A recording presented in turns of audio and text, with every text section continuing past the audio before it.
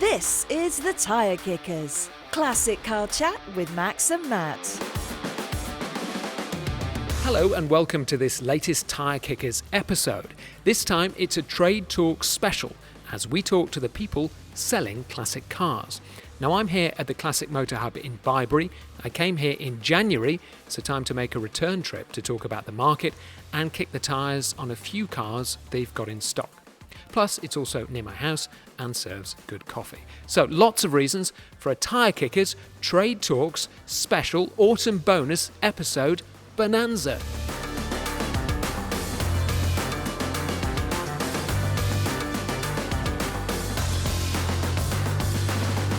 The Classic Motor Hub is just outside Bibury in Gloucestershire. Now, one of the big draws here is they do lots of classic car events and meets at the weekends. It's also got some great driving roads nearby, plus, this is the big thing, 2 massive barns full of mouth-watering cars for sale, including 4 I really want to look at in more detail.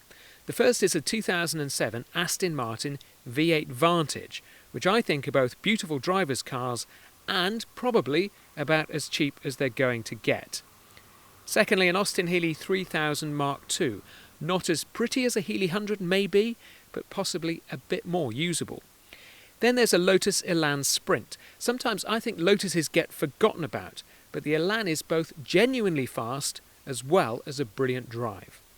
And then there's a great big Bentley Continental T. Now, is this the last proper Bentley? I mean, we could discuss that for hours, but probably the most sinister Bentley ever made, especially in black on black like this one we'll look at in a minute. Now, we were hoping for a drive, but Storm Amy has other ideas, and it's absolutely pouring with rain. 2 of my picks are convertibles, sensible, and the other 2 are impossibly shiny, so sadly it's a no-go on getting them out. Now, we'll talk about all those cars in a minute, but first let's hear from George McGregor from the Motor Hub sales team about the market and his classic car season. Well, it's been a fantastic year for sales and weather as well, which has meant that the whole community has been able to get out there. And it's one of my favourite things when I'm not even driving an old car, just an everyday car, and you on the road see so many other beautiful old classic cars out, and it's just lovely. It's such a, I feel almost quite a British thing to be proud of, seeing all these old cars driving around and people smiling. And probably my favourite memories this year revolve around a DB4 that I sold, and the owner is very trusting and it's good fun, and he's all up for driving the car. I sold it and he immediately put, I think, 3,500 miles on it, which is just brilliant. It's what you need, and we love selling cars to people who are going to use them and crack on and enjoy them. You know, the DB4 did take a few months to sell, as they all do, especially when they're that expensive. And when it was in the showroom, it was often troublesome with starting, because we would go often a month without starting it.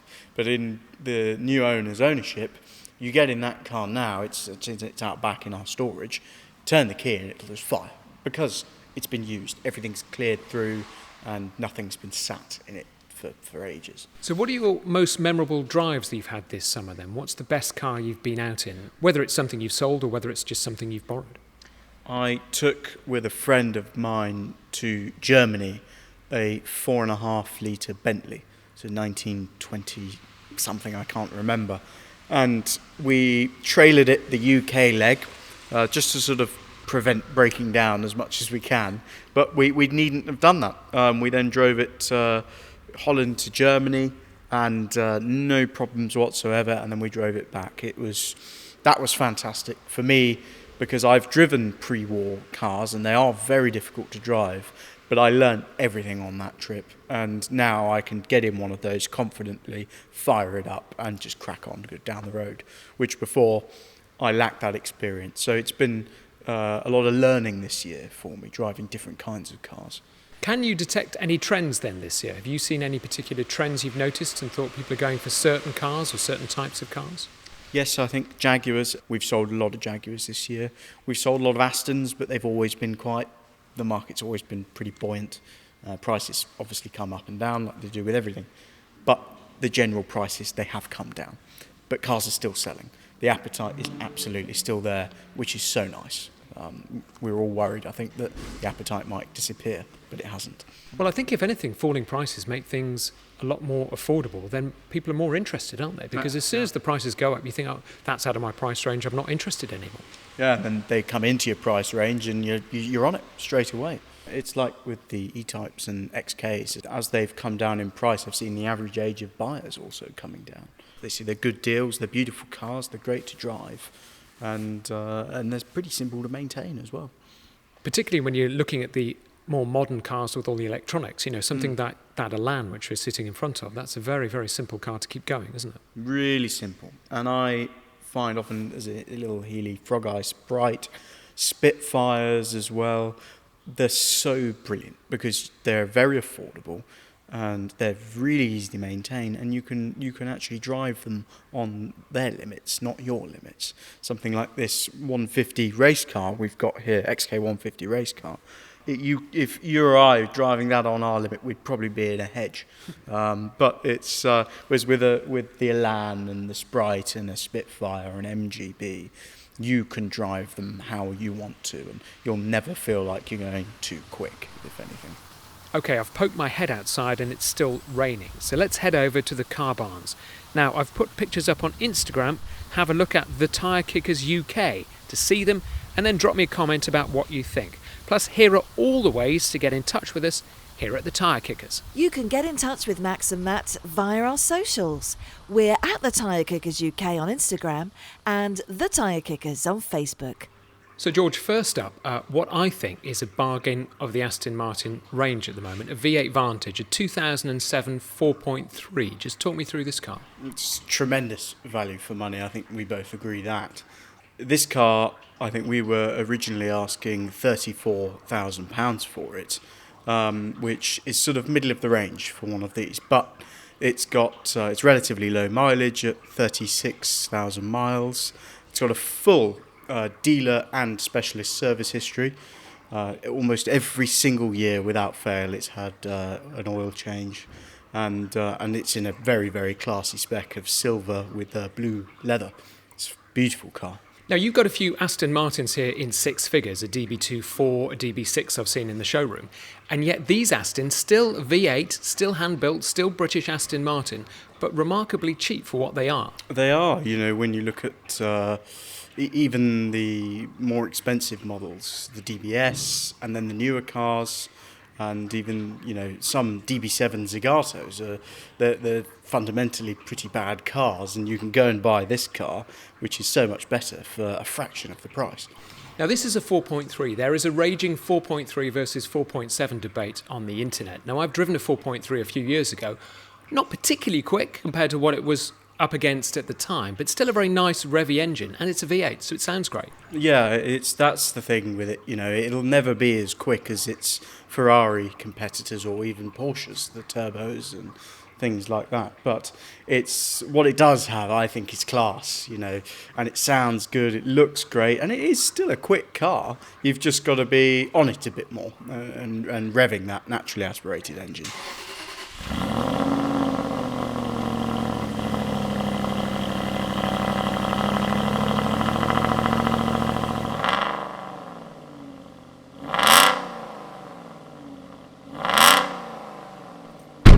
So inside the V8 Vantage, there's a lovely Alcantara roof. You really feel sat low down, tucked away behind the dashboard. It's a great feeling car. This is a manual one as well, so the best spec. Yeah, it's, you're wrapped in luxury, essentially, but you're still in a sports car.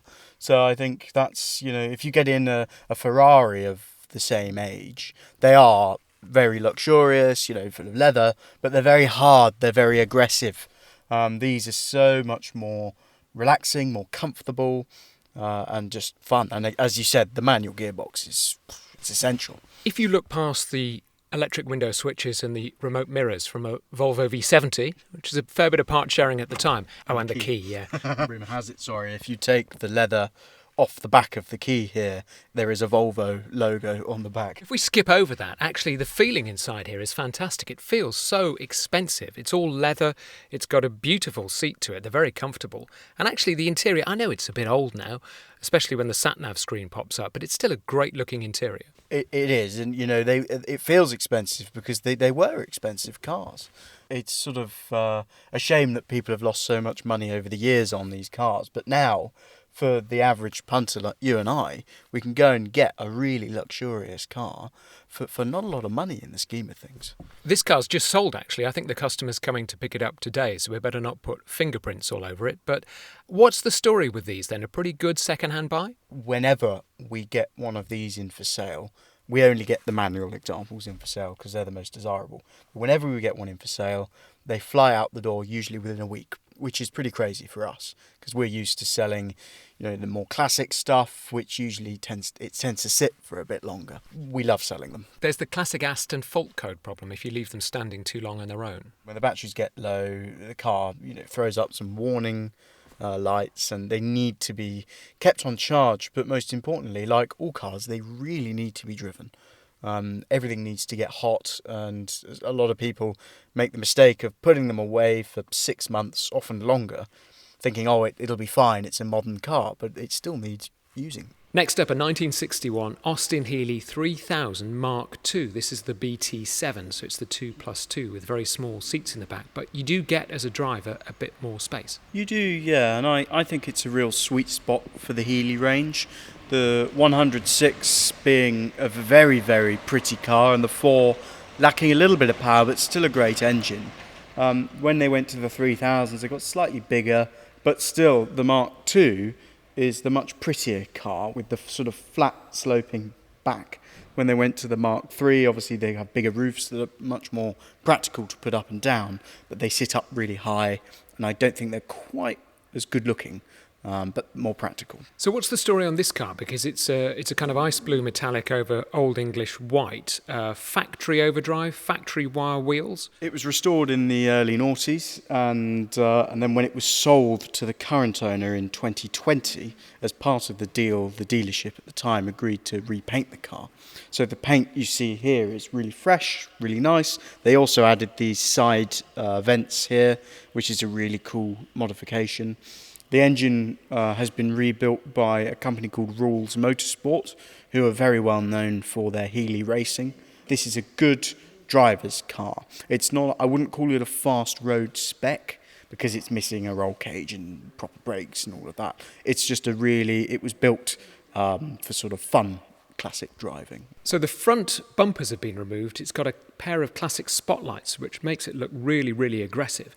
It's a great looking car, these Healeys, and again, it's one of those cars with generational change that are coming down in price. Yes, yeah, and as the prices are coming down, the generation with the money are looking to buy cars in the 80s, but they're not stupid. They're seeing these cars coming down. They go, well, that's a beautiful car for the money, and I find the average age of a Healey owner and an E-Type owner is coming down at the moment. Well, they're still iconic cars, aren't they? They're still great poster cars. It doesn't matter if you grew up with them or not. Everybody who's got petrol running through their veins would like a Healey and would like an E-Type. Exactly, and they're so unoffensive as well. It's not like buying a yellow Lamborghini where you're going to get certain gestures as you drive down the road. Everyone loves a Healey, everyone loves an E-Type. It's such a wonderful experience to drive and own one of these cars. Let's get in and have a quick look in at the interior, shall we? If you go around the driver's side, I'll come in the passenger side. Surprising amounts of space and quite comfortable actually as a passenger. I mean, the steering wheel is quite close to you, isn't it? But you do have to get a grip on it. Yeah, but it's brilliant because it's right there, but it's not so close you're uncomfortable. But you really get a sense of feel for a proper old driving experience, having a bit of a razz, driving quite quickly. That it's so much fun and very involving. The gear lever comes out at you at the most bizarre angle. Have you got the clutch down on that? Let's see if I can get it to move. I can't. Oh, there you go. So actually second is right flat on the floor. And it makes for fun driving because you've really got to move the gears around, and it reminds me a little bit of like an old Bentley or something like that. It's good fun. It's good fun. This is a Mark II, so the windows aren't wind up. How do you do that? You strap them on? As you can see here, there's a bolt that you undo. It slots in there, and then on the top of the outside of the door there's a pin that slots in, and they're good windows. They actually sealed surprisingly well. I mean, you don't want to get caught in the rain.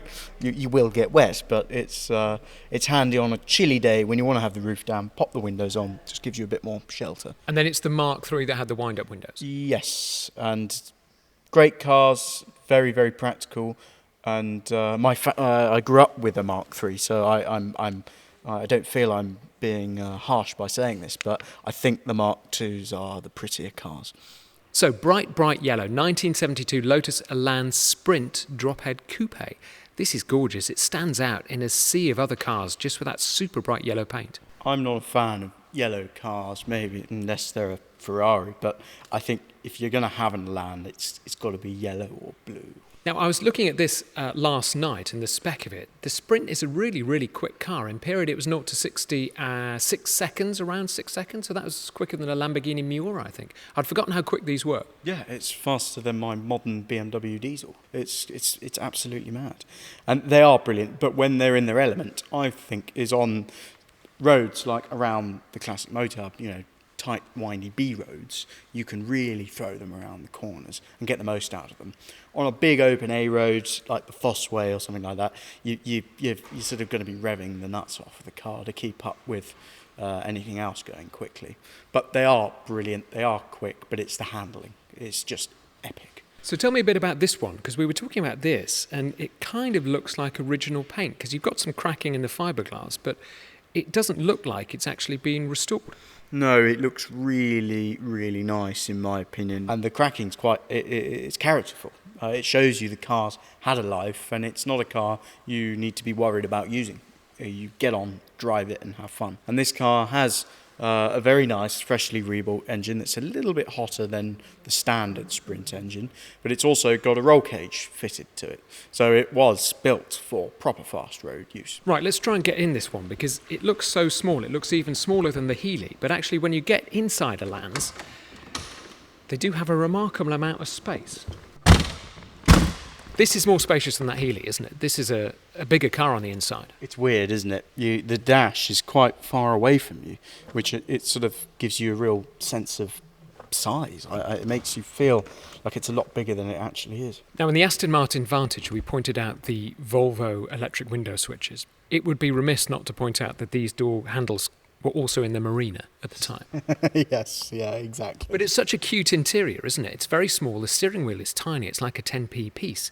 And all the switches have that slight kit feel to them, but they do look good. It looks really great, and I can imagine when the car came out, getting in one of these would have been quite something. Just describe what this is like to drive. Very engaging. You've got a very short throw on the gear change, which everyone loves. And nippy, really, really nippy. You can really feel the power that they've got. And I think with the gearbox being so low down, it creates a wonderful driving experience. 700 kilograms this, so it's about the same weight as a 2CV.